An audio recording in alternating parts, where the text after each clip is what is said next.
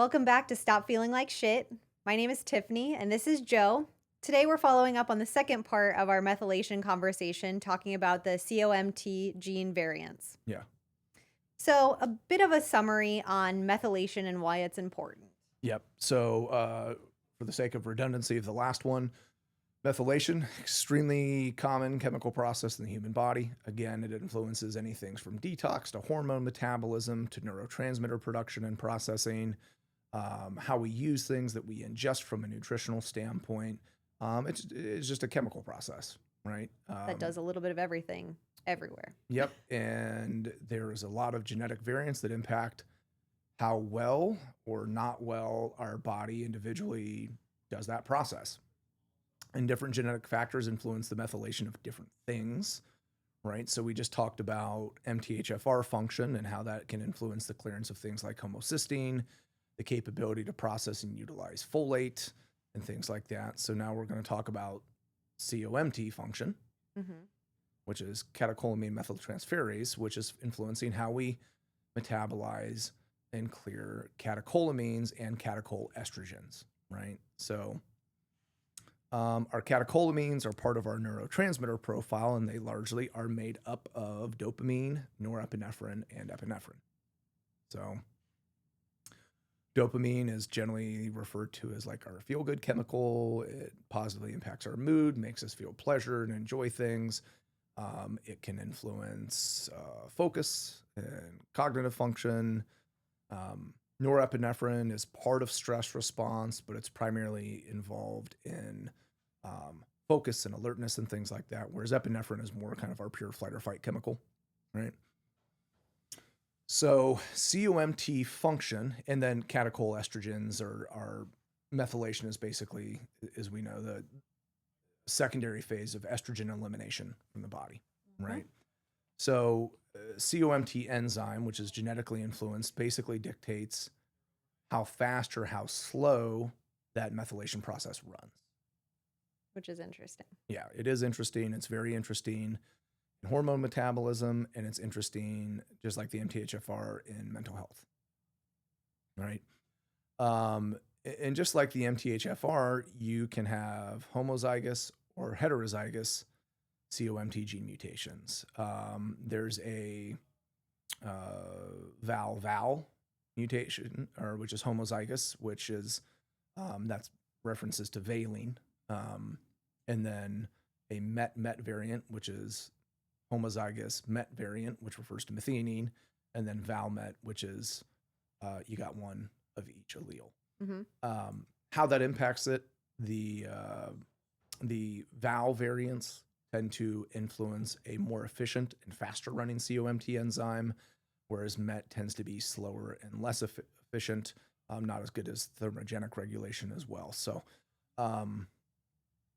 when we look at those variants, you can have patients that have a couple different types. You can have homozygous VAL-VAL, homozygous MET-MET, or a heterozygous VAL-MET variant, right? And they do present quite a bit differently as far as how patients respond to them. So there's terminology for this, right? The Worrier and Worrier. yes. Warrior and Warrior. warrior. Yeah. Sounds like I'm saying the same word twice. Two different things, A and O. Yep. So your VAL-VAL COMT gene variant generally is your Worrier variant, right? And what that means is people generally have a more active than normal COMT function. And where that predominantly impacts is norepinephrine and dopamine levels in the prefrontal cortex of the brain. Okay. The reason that matters is the prefrontal cortex of the brain is largely responsible for like mood stability, executive decision making, confidence, stability and emotion, and things like that. So people with the VAL-VAL have a faster than average COMT enzyme, which means they will metabolize and clear dopamine and norepinephrine more quickly than the average individual. Now, like more quickly. Yeah, like way more quickly. way more quickly.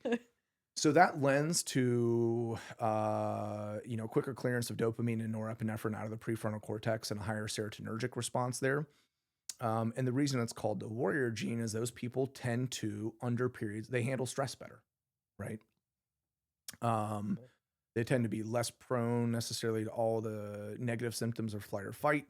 They tend to be really high performing and adaptable under situations of significant stress. Hmm. Um, where that falls short is sometimes you may find these people don't operate as well under suboptimal stress, right? They're more easily distracted. They have a higher propensity for ADHD symptoms. They have a higher tendency for bipolar disorder. So more prone to swings and mania and stuff like that because of the random ups and downs in dopamine in the prefrontal cortex of the brain. But that's the Worrier gene. Um, we all probably know some people that have that literally will do anything and it doesn't phase them at all, right? Yeah.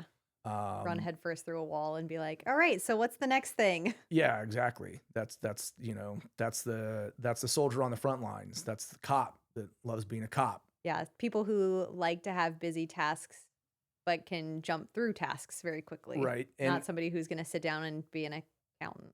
well, and you may find them being people that are more inclined to want that dopamine hit, right? Right. Seeking more. Yeah, seeking more of the thrill response and things like that. So in many ways that can serve you well.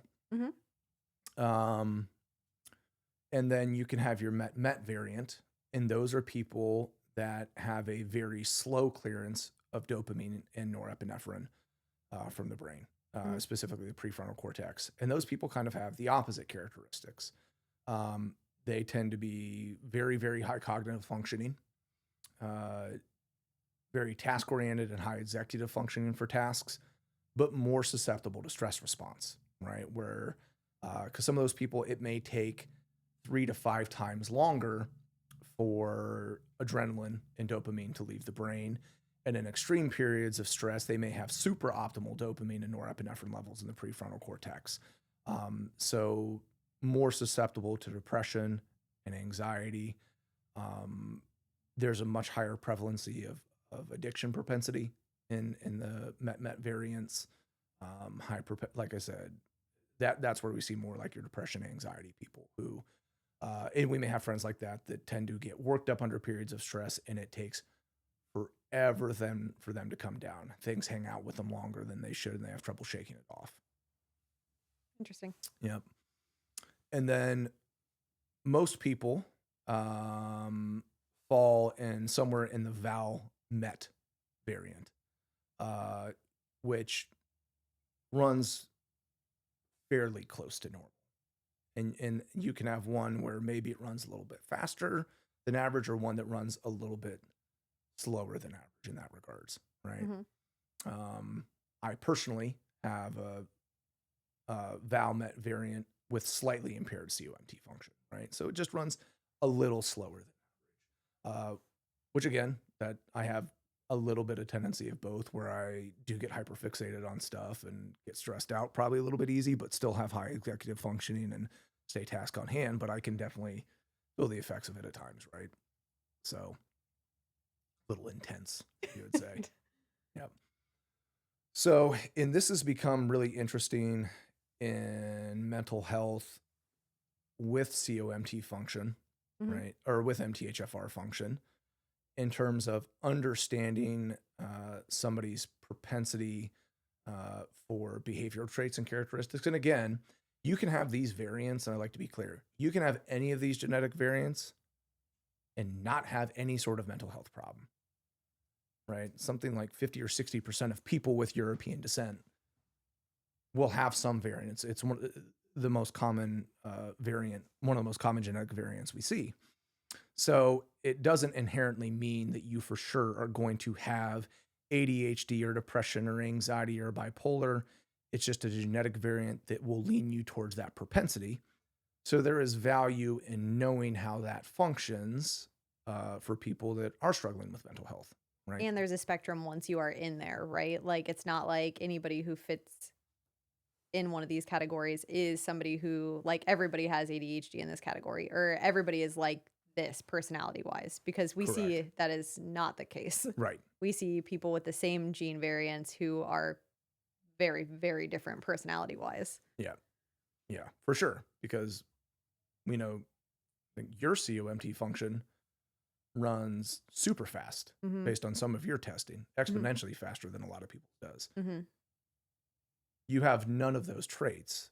Mm-mm. You're emotionally very stable, calm, operate Definitely under, do not and will not run through walls. will not run through walls, operate under stress well, stay task on hand very easily, right? So Mhm. you don't have mood instability or focus issues or ADHD like symptoms. Whereas the genetic propensity would say, oh, you would, Mhm. or you'd have the tendency for that. So that's where we like to say that the genetics are not a tell all that you're going to have these problems.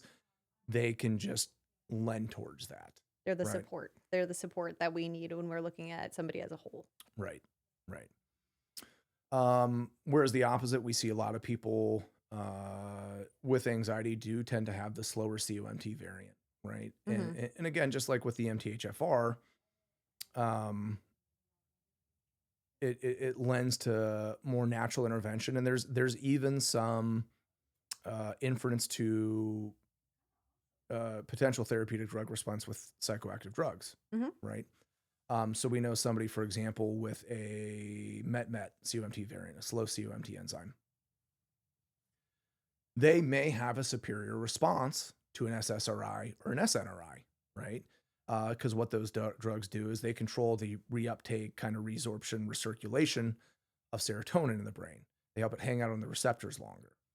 So if we have somebody with a slow COMT enzyme Mhm. where dopamine and norepinephrine hangs out in the brain too long, and dopamine doesn't clear out of the brain great anyway, um, an SSRI may actually help balance that by making serotonin do the same thing, right? Yeah. So it balances the playing field in the prefrontal cortex with that medication specifically, so that you want to say the reuptake and clearance of all those chemicals is more similar based on that genetic variant.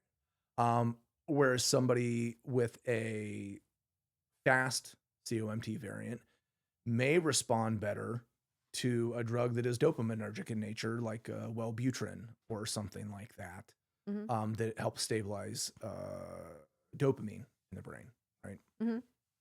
So it's not me lobbying for centrally active drugs, but it It's is acknowledging that it affects how you metabolize these drugs. correct. So, or which ones may be more efficacious based on genotype, right? Which I mean, there is a slew of gene testing now. Yeah, and I think the gene site test now, I actually looked at one recently for a patient. The gene test that they did, I can't remember if it was gene site or another one, actually did measure MTHFR and COMT function. Love that. So that's Good for huge. them. So I'm sure with that gene site testing, it is using those as far as actually measurable data metrics to like predict drug response. Now, there's more that goes into that test because it will actually get into individual drugs within the same class. And I don't know enough about the genetics of that testing as far as how they interpret that. Yeah, of course. Right. So it is interesting. Now, when we talk about COMT function, we talked about with the MTHFR as far as the influence of B vitamins and things like that, B6 as a cofactor and all that fun stuff.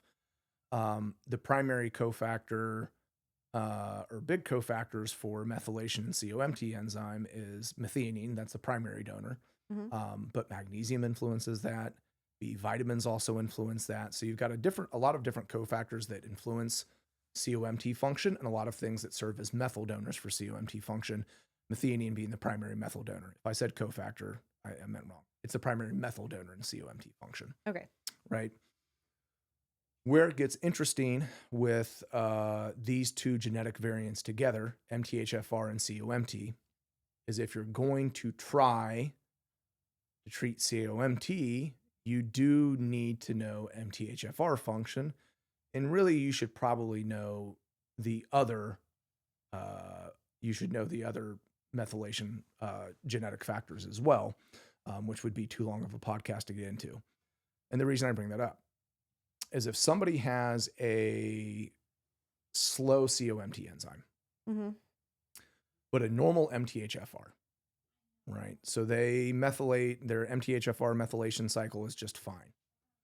And you abruptly overload them with a really high dose of methyl donors, right? Let's say you use a product that's really high dose methylfolate, 3 grams of methylfolate, 12 to 1800 milligrams of methylcobalamin or something like that. Mhm. And you overwhelm them system really abruptly with an excess of methyl donors, it may actually make somebody with a slow COMT function feel worse. In fact, you see that a lot of people with slow COMT enzyme may take high dose methylated B vitamins and note that they feel really good in the morning, but are anxious by dinner time, right? Mhm. And it's because we've overloaded that system with too much methyl donor on an already running slow slumming system. And it's like we're trying to, you know, open the dam up, but the drain is that big, Mhm. right? Mhm. So in those cases where you have somebody that's got slow COMT but a normal MTHFR, we may look at using alternative forms or lower doses. They may need a low dose of methylfolate and then like adenosine cobalamin or hydroxycobalamin that allows their body to make, There's gonna be a spelling quiz at the end of yeah, this. adenosine cobalamin and methyl, yeah, yeah. Or a blend of like adenosine cobalamin and hydroxycobalamin and methylcobalamin, different forms of B12. So the body has the capability to make those cofactors and donors itself rather than abruptly flooding the system with. So although the MTHFR and the COMT enzyme are completely different genes and they influence methylation of different things, their effect against each other definitely matters. Well, and their treatment has crossover. Right. Yeah, it does have crossover in that regard. So how we would treat somebody with a COMT gene variant and an MTHFR gene variant would differ how we treat somebody with a COMT variant and a normal MTHFR, Right. right? Yes. And it would matter, is that COMT variant causing accelerated enzyme activity or impaired enzyme activity? Right. So when it comes into that, and we may have to phase things in, right, gradually to assess tolerance. So that's why I say supplements are not, just like take whatever. I'll use my own case for example. I Mhm. found that if I, with a slightly impaired COMT enzyme, not Mhm. super slow, but a little bit slower than average, with a normal methylated B complex, I actually felt pretty good, Mhm. right? And with adenosine cobalamin, and I have a normal MTHFR by the way. Adenosine cobalamin, hydroxycobalamin, or moderate doses of like methylcobalamin and methylfolate, I feel good. I feel Mhm. benefit. But when I took the really high dose product that we used just to try it for hyperhomocystemia, even though my homocysteine wasn't actually elevated, I just wanted to see. Mhm. I tried that before I did my genetic testing. Mhm. And I didn't know at the time, but I noticed that taking that really high dose of methylfolate, it like almost a medication level dose, actually made me agitated and irritable, and I had headaches and I didn't feel really good, right? Which I didn't know why that was the case at the time, Mhm. because to my own ignorance, years ago, I was not as familiar with all these genetic variants either. Besides the fact that you always assumed that if you took vitamins that you didn't need, you got rid of it. Right, right. But now we know that some of those that act as methyl donors can be problematic for those if they don't need all that methyl donor, or it's the wrong donor, or we're overloading too many methyl donors all at one time, Mhm. right? So when managing COMT function, I also think it matters to know that MTHFR, because agent selection and the frequency that we add stuff and the rate that we add stuff matters. Because, yes, having methyl donors to improving COMT function is good, but if you ramp the system up too quick, it can still be a problem, Yeah. right? But that one's really interesting, and we start to see it more prevalently more and more. We see it a lot in patients now. Mhm. And again, it's super common. A lot of people may have that, and it has uh, zero impact. Mhm. Um, but you can see a little bit more based on behavioral tendencies. People that are having more uh, mood related disorders, depending on how that presentation is, it is fairly predictable which way that gene test is going to come back. Now the test is gonna go. You're going to assume on everyone in the office, make them test it and see Yeah. where we are. Yeah. Only We if they have have. some personalities in the office, so Yeah. we could really point this out, I I bet we think. could. We're batting 1,000 right now on the guesses. That's true. We're batting That a is true. thousand. That We're is batting true. 1,000. Yeah. So but they're pretty strong presentations. Yeah.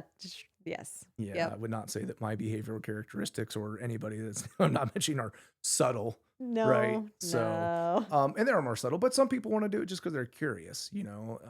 People are interested in diagnostics. They like data on themselves, and Well, and it also influences. So if you do it with like an organic acids or something, it tells you more than just that, right? Like it's showing you an array of how you use nutrition, which is nice. right, and that matters too because we had patients, for example, where on their organic acids, for example, let's say for argument's sake, we didn't know COMT and MTHFR function. Hmm. Okay.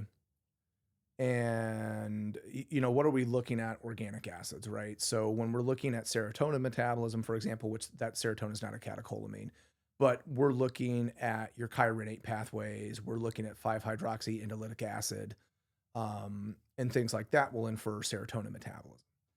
For dopamine and norepinephrine, we'll be looking at homovanillytic acid and vanillytic acid, respectively. Um, so when we look at serotonin, we know it's primarily made out of tryptophan, Hmm. right? Tryptophan goes one of two pathways. It will make 5-hydroxytryptophan, which turns into serotonin, or it will turn into go down your chirinic pathway and make like chirinic acid and other things that are neuroinflammatory, Hmm. right? So measuring those values, we get inference. Okay, are these going the right or the wrong way? But take the catecholamine example. Okay, if we have somebody that has let's say they have a low HVA, homovanillytic acid, or borderline low. Looks like their dopamine is on the lower end of the normal range. Hmm. Okay. Without knowing that COMT function, you could easily infer, oh, their dopamine's low on the urine. Therefore, this must be an inference that dopamine synthesis as a whole is low. And that may be true. But if the COMT function is slow, it may also be low in the urine because they have such a poor rate of clearance, right? Hmm. And if you operated just off that homovanillytic acid and you didn't really know COMT function, you may use a bunch of dopamine drivers. You may put somebody on mucina or L-Dopa, or you may put them on, high doses of tyrosine, which could actually make them worse and more anxious depending on COMT function. Hmm. So a lot of times what we like to do is, look at organic acids, look at homovanillytic acid and vanillytic acid, look at COMT function, and then look at the precursor amino acids to those chemicals, right? So your precursor to dopamine and stuff being tyrosine, Hmm. right? So, I was somebody that responded poorly to tyrosine because of COMT function. Does that make sense? But on my organic acids, my urine tyrosine was actually already at the upper end of normal because I eat a shit ton of meat, right? So when you look at that, the raw material was never my problem, right? It's Hmm. it's it's a metabolism issue, and ramping that up even more and ramping up dopamine synthesis actually, which then ramps up norepinephrine, right? And epinephrine can have a more deleterious effect on how I feel. Hmm. I may be somebody that does better instead with just using things like methionine, the hydroxyadenosine cobalamin or low dose methylcobalamin, low dose methylfolate, and magnesium that helps regulate the metabolism and clearance rather than throwing a bunch of precursors at dopamine, which actually made my symptoms worse. Hmm. Hmm. Right. So when we pull that organic acids, now there may be a time and point where if somebody's has a COMT enzyme dysfunction and their dopamine is like freaking non-existent because they've blown through it from chronic stress and like There's that's other complicating there's factors other here. complications, right? Where that may still be applicable, that may be a good thing for somebody with that function if they're truly like bottomed out on that. But looking at COMT function compared to the organic acids, where we can see neurotransmitter metabolites plus the precursors to it, Hmm. um, gives us more insight maybe where somebody's at in that process and what interventions may be appropriate. We had a patient before who had a very slow COMT. He had a MET COMT variant. Hmm. So it takes him 3 or 4 times longer to clear that out of the brain. Hmm. Okay. And he assumed because he wasn't enjoying things right, which again, if you're stressed out all the time, you're not going to enjoy stuff. That's a more complex issue. Hmm. So he went out and bought a dopamine stack of supplements and just started hammering these dopamine supplements and was getting worse and worse and worse and didn't know why. Like, oh, it's not working. I may need to take more. Well, that was actually the exact opposite of what he needed, Mhm. right? Yeah. So, we needed to know that, and we understood then why he responded poorly to these things. Because you're just stacking stuff up at the back end. Yeah, yeah, exactly. It's you're trying to drain a Olympic swimming pool through a pinhole, Right. right? You don't need to keep putting you're putting water in the pool faster than it can drain out, right? So now you're overflowing the pool. Yeah. So I think as far as, anybody who's interested in well-being, the organic acids test is great. Knowing those genetic factors are interesting to know, whether you're subjectively symptomatic for or not, Mhm. right, matters. Um, or whether it's still cool to know, especially if you're a biohacker, right? And you want all the data in the world. I know. And you want all that data. It's cool to know. But if you're somebody specifically dealing with any of these issues, right? Mhm. Like it's worth looking at. Well, and Or it's worth understanding, especially if you are somebody who already takes a boatload of supplements, like, right, you you could be making a scenario worse or doing nothing. right, yeah, Either way, costing you money, so yeah. I'd say best case scenario, if it's the wrong thing, it's doing nothing. But it could make you worse, right? it definitely could. And I definitely spent many years in the school of like, let's just try stuff, you know.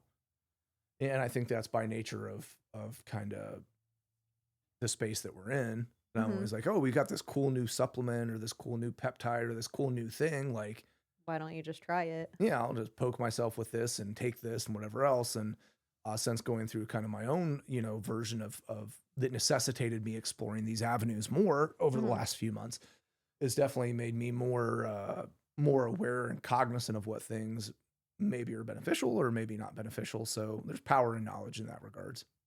Definitely. Um, so testing on these again, you can do blood or urine or buccal, Yep. right? Yep. And do you find one to be more accurate than the other, more functional, more giving you more information? So here's a fun little caveat on COMT function. Uh-huh. I would always do it with the buccal add-on to the organic acids test, because if you do it with blood and you run it through insurance and your insurance ever audits that record, you probably don't want a COMT abnormality on your insurance file, Really? because it can make, because of the association now with mental health disorders, it can make the You're a higher risk? it can create difficulty getting life insurance and stuff like that. Huh. So if anybody is somebody that used to be on a Fexer, which is an SNRI, if anybody's ever tried to get life insurance and been on a centrally active drug, it's not as bad as like if you're a smoker, but insurance companies will definitely grill you about that, about why are you taking that? What's your diagnosis? How long have you been on it? Have you had any hospitalizations? You've had any of those things. There are some insurance companies now as life insurance that will either deny or charge you a hefty premium if you have COMT variant in your insurance file, right? Insurance is moving quick. It is. So when you look at the wife and I discovered that when I tested mine, right? Which is why I did that diagnostic cache, right? Uh-huh. Because um, as you know, like an insurance company, if you do an exam and an intake and run labs for insurance, like they're entitled to that record. Yeah, they know that. It's now theirs, They're entitled to that record. So, which is a whole other rant right, for a that whole is a other whole day. other thing. Insurance companies are pricks. So we could do a whole other podcast on why they're terrible. And manipulating the system. But for that standpoint, if that's a consideration at all, I would say don't do it until after you have life insurance. Yeah. Or, do a cash diagnostic like you can with metabolomics or things like that. And then it's in a cash record, which your insurance company is not entitled to unless you make them entitled to it. Yeah. Which I think both of the gene mutation testing blood-wise are really expensive, and I think that only one of them is covered by I think insurance. the MTHFR we've got covered, but I think the COMT a lot of insurance companies don't cover. And if my Mm-mm. memory strikes me correctly, it's like $600 or $800. I think it's even more than that. Like, I think I was startled at how much it was blood-wise. Yeah. Whereas I know you can do an entire metabolomics test, which is hundreds of data points, Mhm. plus the genetic add-ons for what, $400 or $500, Mhm. right? So You might as well get all the information instead of just one thing. yeah. Um, hell, I think even 10X has one. It's like $600 that does all the stuff on it, right? Do it. Keep name dropping Gary Brecka, giving a lot of love on this podcast, but um, yeah. So I would do the cash diagnostics. You know, half the time insurance are going to pay for it anyway. Even if you try to run it, then you're going to get a $900 lab bill. But Yeah. I think I like the organic acids with the methylation add-ons because it gives us all the data for, okay, what are the variants, and then how do we program the practical application of what you actually need based on what the organic acids show. Perfect. That's what I do. That's what I did. So I've been holding out, yeah, but I'll do it at some point. yeah. One too many things at the same time, you know? I won't throw stones out of my glass house about like putting off things like that. So Yeah. Yeah. yeah, Yeah. so yeah, the universe forced my hand. And then you got the results on it, and then you're like, I'll do something about some of these Mm-hmm. things. Doing steps. Okay, sure. Steps. Sure. Steps. Sure. Yeah. So All right. And that is COMT. yeah, this was good. It's interesting, and I'm sure we'll brush back more on the other methylation factors as time permits. But Yeah, I think we'll circle and hit a little bit harder in methylation. I wanted to give a good basis, and especially when we start talking about just like what are the things that everybody else is talking about, right? right, Like these are things that are hit on podcasts all the time. This is stuff that people come in and talk to us about yeah, because they want to know.